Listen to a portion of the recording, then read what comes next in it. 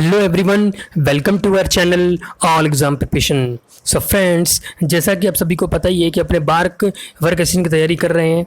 सो आज का जो वीडियो है वो क्या है कि एक और एग्ज़ाम आया था 17 तारीख को, उसके रिगार्डिंग है ना। तो बेसिकली मैं तो बार की तैयारी कराता हूँ, तो इसलिए मैंने यहाँ पे लिखा बार्क स्टूडेंट्स। बाकी तो ये सभी स्टूडेंट्स के लिए हेल्पफुल होगा वीडियो, क्योंकि बिगेस्ट अपॉर्चुनिटी है सभी के लिए, है ना। क्या अपॉर्चुनिटी है, बात करूंगा एक एग्जाम की जिसकी वैकेंसीज बहुत ज़्यादा आई है। 17 तारीख को नोटिफिकेशन आया था, है ना। मैं सब बात करूंगा उसके, क्या सिलेबस रहेगा, कब एग्ज़ाम होगा उसका, कितने फेज़ में इसके एग्ज़ाम होते हैं, Tier 1 होता है, Tier 2 तक कैसा क्या क्राइटेरिया रहेगा, एज क्राइटेरिया, सब कुछ बात करेंगे इसी वीडियो में, ठीक है। सो स्टार्ट करने से पहले आप प्लीज़ चैनल को सब्सक्राइब कर देना, लाइक एंड शेयर कर देना, और टेलीग्राम चैनल को ज्वाइन कर लो, ताकि जो इसकी PDFs है ना, वो मैं वहाँ पे डाल दूंगा। तो आप वहाँ पे देख लेना, डिस्क्रिप्शन लिंक पे भी मैं इसका PDF डाल दूंगा, ठीक है। तो आप पढ़ लेना क्या क्या है, ठीक है। बाकी मैं आपको बताता हूँ कि बिगेस्ट अपॉर्चुनिटी आपके लिए क्यों है, बाहर के स्टूडेंट्स के लिए स्पेशली क्यों है, क्योंकि मैं उसकी तैयारी करता हूँ, इसलिए मैंने आप ये लिखा है, ठीक है। बाकी तो ये सभी स्टूडेंट्स के लिए जो तैयारी कर रहे हैं कॉम्पिटिटिव एग्जाम्स की। देखो बात ये है कि फ्रेंड्स, देखो 17 तारीख को नोटिफिकेशन आया था CGL, जो है ना, SSC की तरफ से आया था CGL का, है ना, कंबाइंड ग्रेजुएट लेवल एग्जामिनेशन 2022। तो ये जो एग्ज़ाम होता है ये हर साल होता है, ठीक है। ये एग्ज़ाम होता है हर साल होता है, बट जो वैकेंसीज़ हैं वो लगभग आती है 8,000, 10,000, 11,000, इसमें आती है, कभी 7 आती है, कभी 8,000 आती है। ये पर ईयर एग्जाम होता है, बट जो इस साल है वो बहुत ज़्यादा वैकेंसीज आई है। कितनी आई मैं आपको बताता हूँ। देखो पहले ये मैं बता देता हूँ कि इसकी जो स्टार्टिंग क्लोजिंग डेट क्या है उसका ध्यान रखना। 17 तारीख को इसका ये स्टार्ट हो जाएंगे, फॉर्म से अप्लाई करना 17 तारीख को हो गए हैं, तो अभी भर सकते हैं आप, ठीक है। और जो उसकी लास्ट डेट है वो क्या, 8/10, मतलब 8 अक्टूबर, 17 सितंबर से फॉर्म भरना चालू हो गए थे, और 8 अक्टूबर लास्ट डेट है। तो लास्ट डेट का आप इंतजार ना करें, वेट ना करें, उससे पहले ही आप फॉर्म भी भर देना, ठीक है। इसका वेट मत करना, क्या पता कोई सर्वर डाउन हो, इसलिए आप पहले ही भर देना इसको, ये लास्ट डेट का वेट मत करिएगा, ठीक है। क्योंकि टाइम भी इन्होंने कम ही दिया है फॉर्म भरने के लिए, तो जल्दी आप फॉर्म भर दीजिएगा, पूरी डिटेल पढ़ पुढ़ा के आराम से, ठीक है।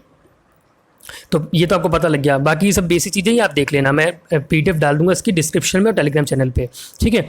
अब आगे बात करूंगा वैकेंसीज़ की। अब खुद देखिए यहाँ पे सीधा क्लियरली मेंशन है कि tentative vacancies there are approx 20,000 vacancies, 20,000 vacancies. आप सोचो फ्रेंड्स कितनी वैकेंसीज आई है ये, है ना। तो ये बहुत ज़्यादा वैकेंसी है, तो ये आपके लिए बिगेस्ट अपॉर्चुनिटी है, इसको मत खो देना, क्योंकि ये इतने सालों में ना तो कभी आई थी ना कभी आएगी, है ना। ये इसी साल आई है, इसके बाद मेरे को नहीं लगता आगे कभी फ्यूचर में इतनी वैकेंसीज कभी आएगी, है ना। सेंट्रल जॉब है ये, आपको सभी को पता ही होगा, सेंट्रल है, तो ये मत खो देना अपॉर्चुनिटी। इसलिए मैं ये वीडियो लाया हूँ ताकि आप सब फॉर्म भरें, ठीक है, SSC का, CGL का, ठीक है। तो टेंटेटिव वैकेंसी, यहाँ पे टेंटेटिव वैकेंसी, टेंटेटिव का मतलब ही बता देता हूँ, क्या पता काफ़ी स्टूडेंट्स को डाउट हो रहा हो टेंटेटिव सर क्या है। टेंटेटिव मतलब ये कि इतनी तो होगी, इतनी तो होगी, मतलब 20,000 वैकेंसीज तो होगी, इससे ज़्यादा भी हो सकती है, इससे कम नहीं होगी, इससे ज़्यादा ही होगी, या इतनी से ज़्यादा ही होगी, इतनी भी होगी, इससे कम नहीं होगी। वो टेंटेटिव का मतलब है, ठीक है। आगे और वैकेंसीज ज़्यादा हो सकती है, ठीक है। तो 20,000 तो मिनिमम होगी। तो देखो फ्रेंड्स कितनी वैकेंसीज है, बहुत ज़्यादा वैकेंसीज है।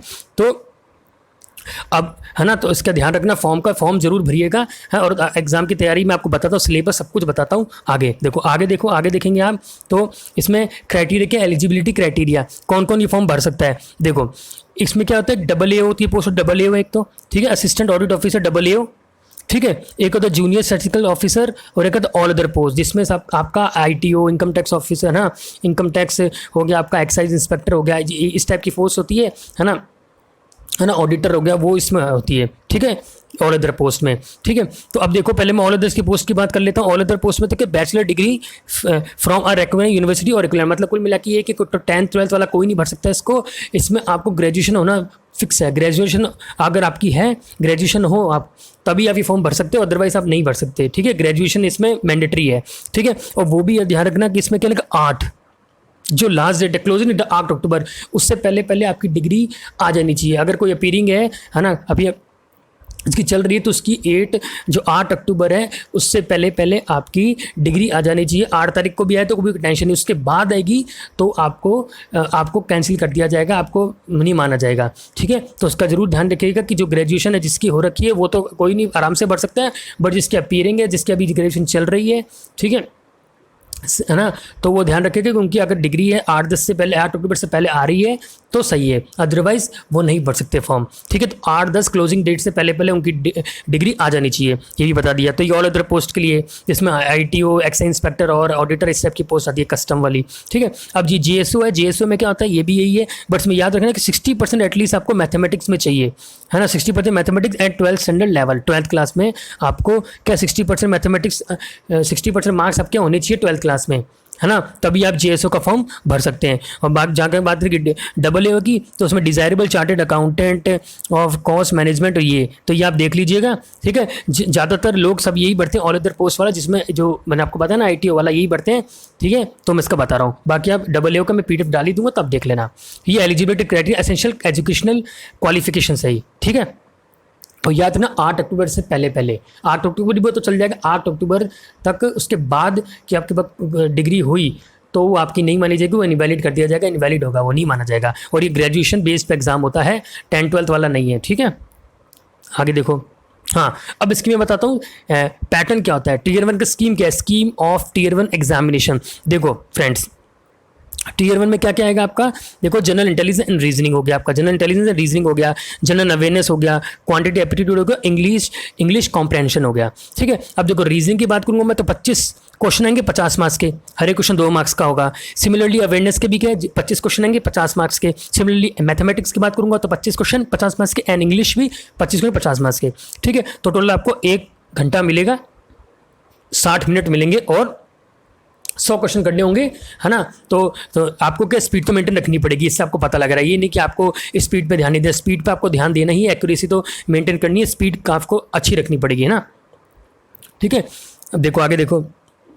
और नेगेटिव मार्किंग कितने 0.5, ये भी याद रखना, नेगेटिव मार्किंग क्या है 0.5 है, तो इसका भी आपको ध्यान रखना है, एक्यूरेसी अच्छी रखनी पड़ेगी। अब देखो फ्रेंड्स, मेन चीज़ आपको मैं क्या बता रहा हूँ कि इससे पहले जितनी बार भी ऐसे एग्जाम हुए CGL के, तो उसमें क्या है कि Tier 1 के मार्क्स भी जोड़े जाते थे, है ना।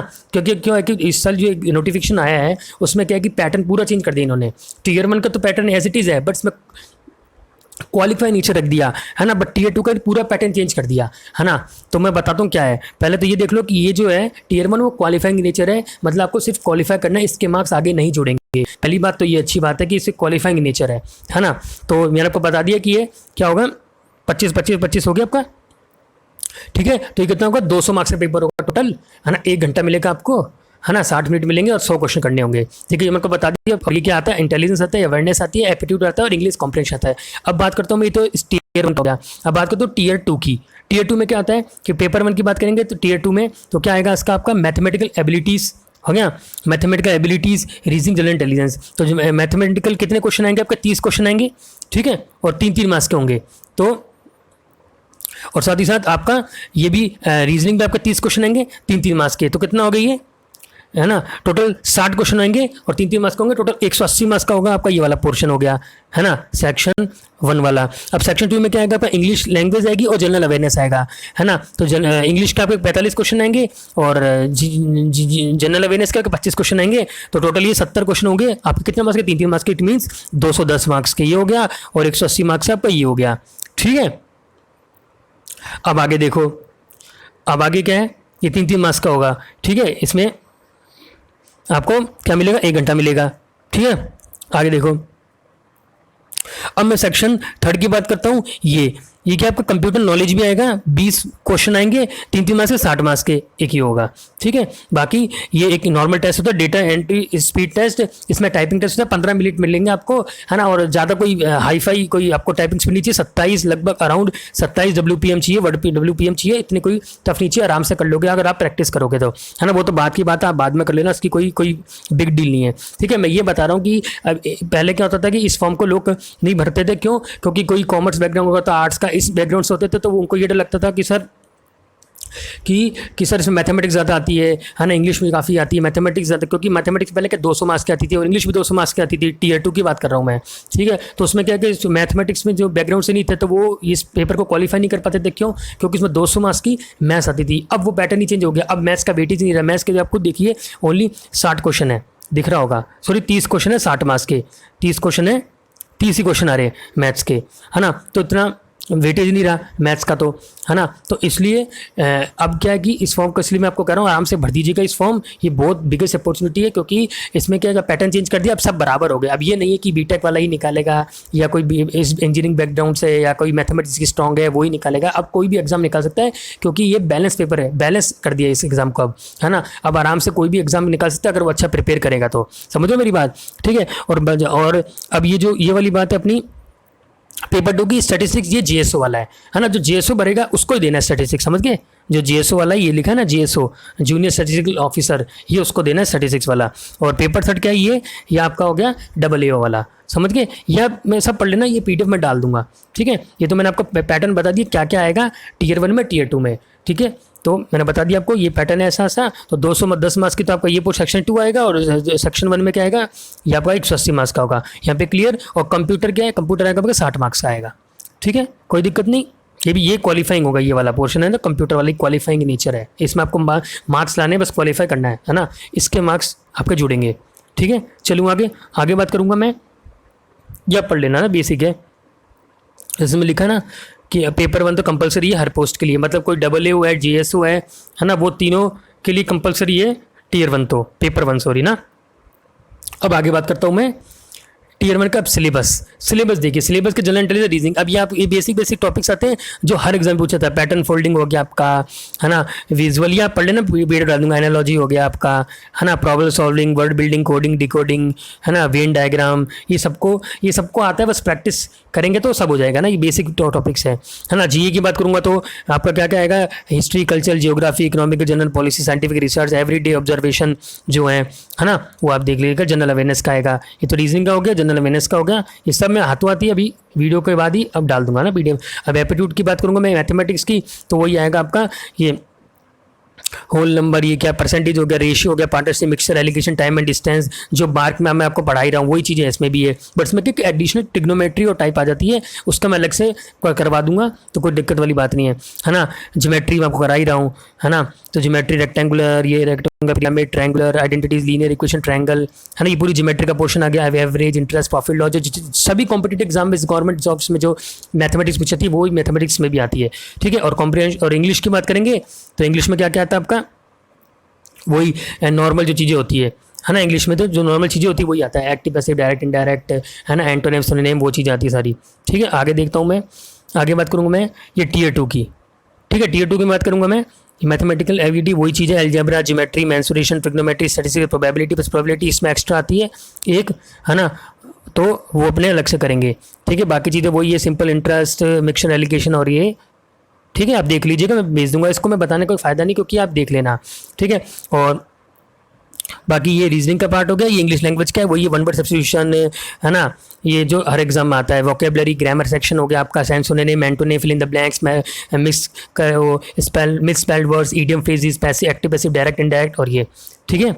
और ये जनरल अवेयरनेस का सिलेबस हो गया। कंप्यूटर प्रोफिशिएंसी है, सॉफ्टवेयर, वर्किंग, इंटरनेट, ईमेल्स, और ये, ठीक है। समझ रहे हो आप। तो मैं ये इतना एक्सप्लेन नहीं कर रहा फ्रेंड्स, क्योंकि मैं आप टाइम वेस्ट नहीं करना चाहता। मैं बस यहाँ पर पीडीएफ दे दूंगा, तो आप देख लीजिएगा। मेरा ये बस मोटिव था कि जिनको मैं बार स्टूडेंट की तैयारी करा रहा हूँ तो उनको ये मिस ना कर दे अपॉर्चुनिटी, क्योंकि इसमें 20,000 वैकेंसीज है, इससे भी ज़्यादा 20,000 वैकेंसीज हैं। तो इस अपॉर्चुनिटी ना खोदिए, फॉर्म अब जरूर भरिएगा, मस्ट अप्लाई, है ना। और 8 अक्टूबर से पहले फॉर्म भर दीजिएगा, है। और इसका सिलेबस और ये सब कुछ मैं टेलीग्राम चैनल पर डाल दूंगा, डिस्क्रिप्शन में लिंक डाल दूंगा इसका, ठीक है फ्रेंड्स। और बाकी बार की तैयारी तो चली रही है, उसकी डेट भी जैसे भी कोई मेरे को इन्फॉर्मेशन आएगी तो मैं इसके बता दूंगा। बार स्टूडेंट्स वाले की जो डेट वर्क स्टूडेंट की है, जब भी डेट आएगी तो मैं बता दूंगा। तो उसकी तैयारी तो आपकी क्लास चलती रहेगी, ठीक है। और जहाँ तक बात रही इस एग्जाम की, तो जो मैं करा रहा हूँ वही चीज़ इसमें भी आ रही है, कोई नया नहीं है, बस थोड़ा जो मैथमेटिकल पोर्शन अलग है, तो आप कहेंगे तो मैं करा दूंगा, ठीक है फ्रेंड्स। सो ये बताना था मेरे को कि बिगेस्ट अपॉर्चुनिटी है बार स्टूडेंट्स वालों की, है ना। तो ये फॉर्म आप ध्यान से भर दीजिएगा, है। और इसका जो कैसे बढ़ना, क्या बढ़ना, अगर आप कहेंगे तो मैं बता दूंगा, ठीक है फ्रेंड्स। सो आज के लिए इतना ही, thank you so much, bye bye.